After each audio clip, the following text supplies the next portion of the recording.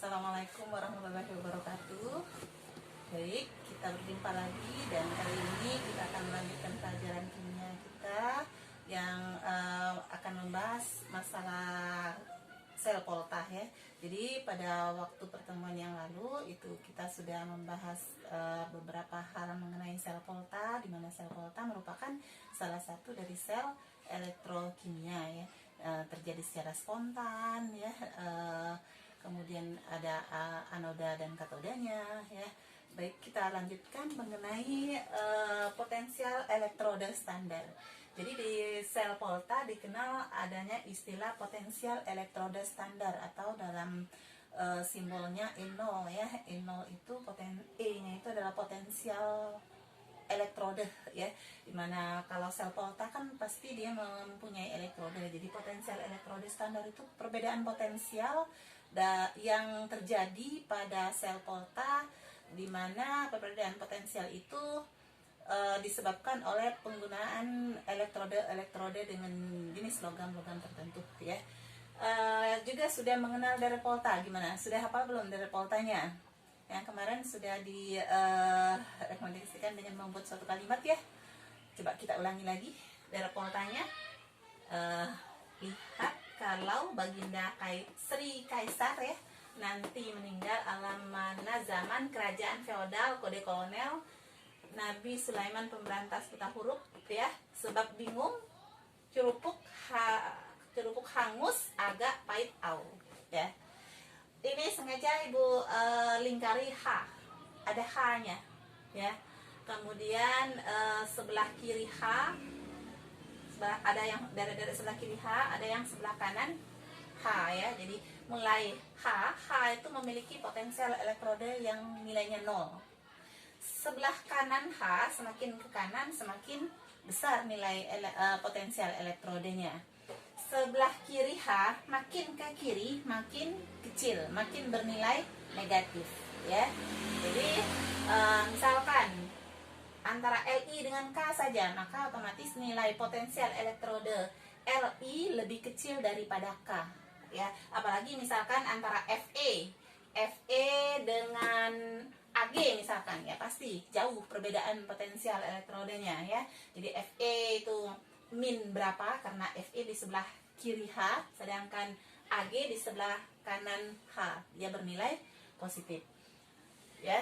Jadi sekali lagi, yang sebelah kanan H nilai potensial elektrodanya bernilai positif, sebelah kiri H bernilai negatif ya. Makin ke kiri makin kecil dan makin ke kanan makin besar. Nah, didapatkan data ya bahwa nilai potensial elektroda ada kata standarnya. Jadi standar itu diukur ketika percobaannya menggunakan larutan dengan konsentrasi 1 molar ya, pada suhu standar dan tekanan standar ya.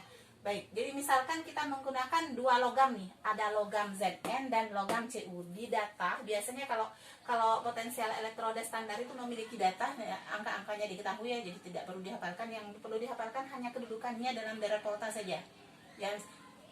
Siapa yang lebih negatif, siapa yang lebih positif gitu. Kalau masalah angka nanti pada soal-soal akan diketahui ya, atau diberitahukan.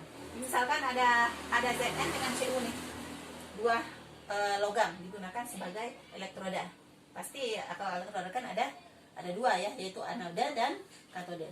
Nah, kita akan memilih mana yang bisa digunakan sebagai anoda ya. Jadi ada anoda, ada katode ya. Anoda itu adalah tempat terjadinya reaksi oksidasi ya. Ini tempat terjadinya reaksi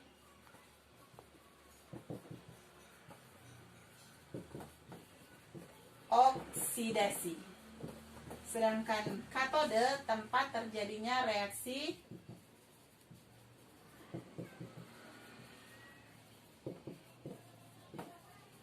reduksi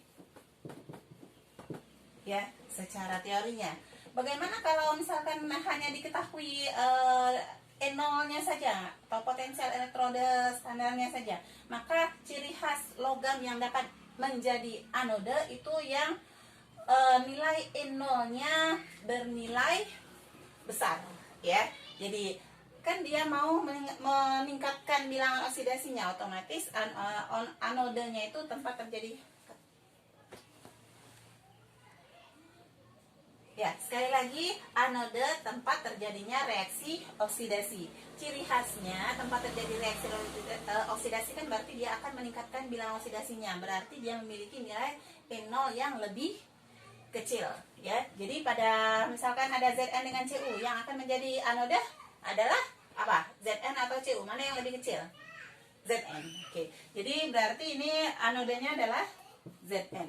Zn mengalami oksidasi, ya. Oh ya, ini Ibu hapus dulu.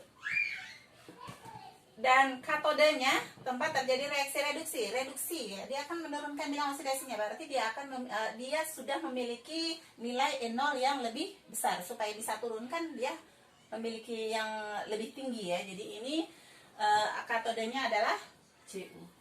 Pada pertemuan yang lalu sudah ada salah satu reaksi redoks yang dicontohkan, yaitu Zn, ya, yang dicelupkan dalam larutan CuSO4 atau Cu2+ akan menjadi Zn-nya larut, ya. Kemudian Cu-nya menempel pada permukaan Zn yang belum larut. Nah, berarti ini yang mengalami oksidasi apa? Zn kan? Ya. Jadi berarti anodenya adalah Zn. Katodenya adalah Cu. Cu mengalami reduksi, Zn mengalami oksidasi. Nah, sekarang ada menghitung potensial sel, ya. Potensial sel atau E0 sel. E0 sel bisa dengan rumus. E0 sel rumusnya adalah E0 reduksi dikurangi dengan E0 oksidasi. Dalam hal ini E0 reduksinya apa? Yang mengalami reduksi unsur apa? Logam apa? E0 dari Cu, ya. E0 Cu dikurangi dengan yang mengalami oksidasi apa? Oksidasi adalah Zn. Jadi E0 reduksi dikurangi E0 oksidasi pada samaan reaksi ini, maka menggunakan rumus E0 Cu dikurangi E0 dari Zn. Masukin saja tanpa membolak-balikan samaan reaksi. E0 Cu angkanya diketahui di sini. Nih, 0,34 dikurangi dengan min 0,76 sama dengan ini 1,10 volt, ya. Atau bisa juga dengan persamaan reaksi. Jadi misalkan ini N0 reaksinya Zn, ya. Hapus. Zn menjadi Zn2+. Sekali lagi, ini data E0 itu adalah potensial reduksi, ya, potensial reduksi standar. Jadi kalau pada persamaan reaksinya dia mengalami oksidasi, ini oksidasi, ya, berarti data E0-nya menjadi kebalikan. Kalau E0 reduksinya senilai min 0,76, berarti E0 untuk reaksi oksidasi dari Zn sebesar, tinggal balik, ya, plus 0,76, ya. Terus reaksi satunya lagi, ini reaksi oksidasi, ya. Reaksi reduksinya apa? Cu2+, ya, plus 2E, ya. Plus 2E menjadi Cu. E0-nya ini reaksi reduksi, berarti tidak perlu dibalik, ya. Langsung 0,34 plus 0,34 dijumlahkan 2E nya habis, Zn plus Cu2+ menjadi Zn2+ plus Cu dengan E0 harus sama, ya, plus 1,10 volt. Jadi sekali lagi ada dua cara dalam menghitung potensial reduksi sel, ya, potensial sel, ya, potensial reaksinya.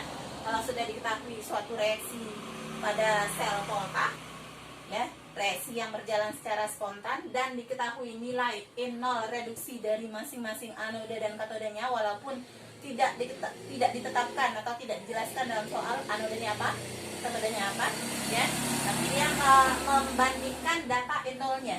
Sekali lagi, yang menjadi anode adalah yang E0-nya kecil, yang menjadi katode adalah yang E0-nya lebih besar.